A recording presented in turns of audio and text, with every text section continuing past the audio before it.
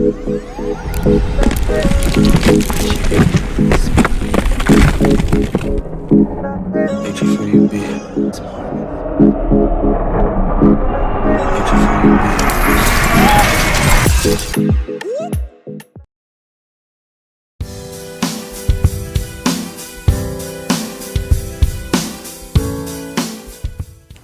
up, what's up, what's up? It's Curry Spice back with another video.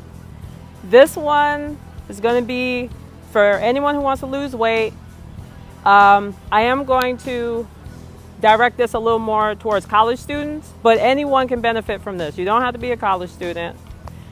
This video is going to be about how I lost over 40 pounds in my senior year of undergrad pursuing my bachelor's. Yes. My senior year. You heard that correctly. As people, like students usually gain weight during their semesters because school is hectic. It makes you want to cry. It's just a ton of paperwork and all this homework, and it can be difficult, but it's doable. But you have to be disciplined enough to pull it off. So, but first, before I get into it, I have to put a little disclaimer. I'm not a professional, not a medical professional, not a health professional. I just know what works for my body, and I'm sharing that with you guys because I believe you could benefit from it too. So, number one, what I did was I moderate portions. It's very important. You have to moderate your portions.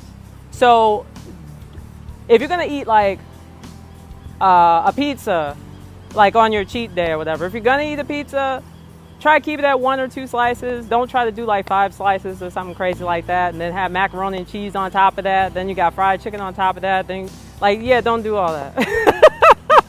Just moderate. So don't eat until you're full. Unless you're vegan. If you're vegan, if you're just focusing on fruits and vegetables, then you can eat more because fruits and vegetables have a lower caloric count. So there's more room to eat. So that's different. So that's number one. Number two, what I did was I cut out my dairy as much as possible. I didn't cut it out completely because if I'm hanging out with friends and we want to go for ice cream, I'm not always monitoring, oh, is it dairy free, or like, is it vegan? Oh, I can't eat it because it's not vegan. Like, yeah, I don't do all that. Because when I want to hang out with my friends, I just want to be carefree about it. Like, oh, okay, yeah, sure, let's go out for some ice cream. Like, yeah, Haagen-Dazs is good, you know.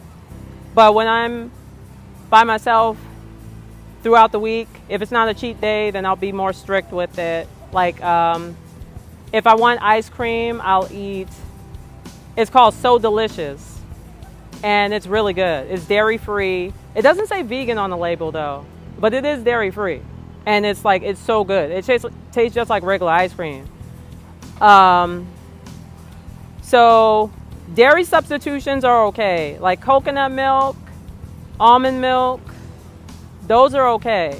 Soy, I guess soy's okay, but I don't really touch soy because I don't like the aftertaste. It's just nauseating to me.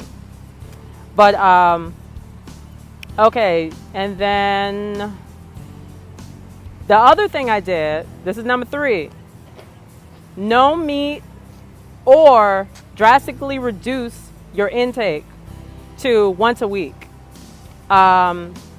That's usually where you get your iron from, is from eating the meat. But if you are aspiring to become vegan, then you might want to cut it out altogether and then just substitute it with an iron supplement and also a B12 supplement, because you don't want to deplete yourself too much where you don't have any iron in your system, because you don't want to end up becoming anemic. So yeah, so because I had the habit of eating meat for every meal of the day. breakfast, I got meat, you know, like you got the eggs, the bacon, the sausage. Then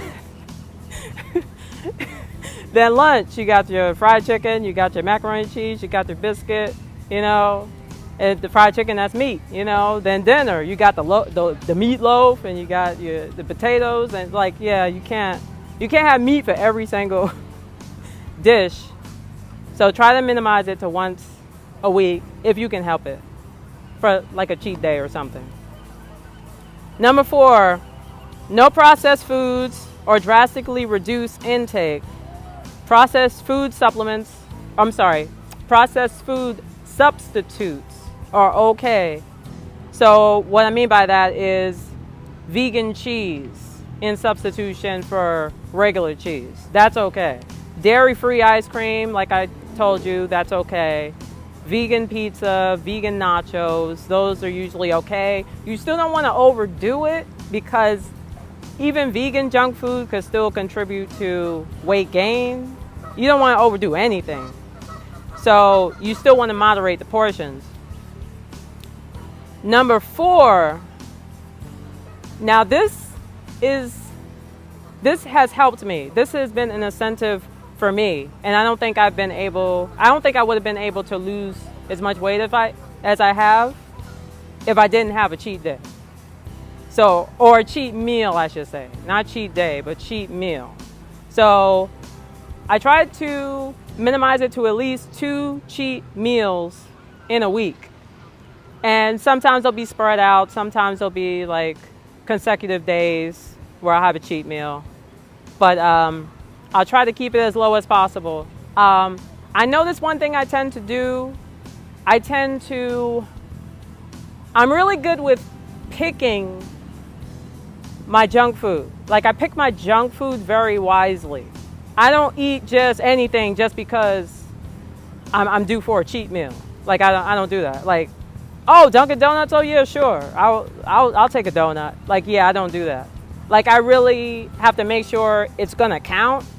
Like, if it's gonna be something that I really enjoy, it's gonna be orgasmic when it just tastes so good, and like, I want the experience to be mind-boggling.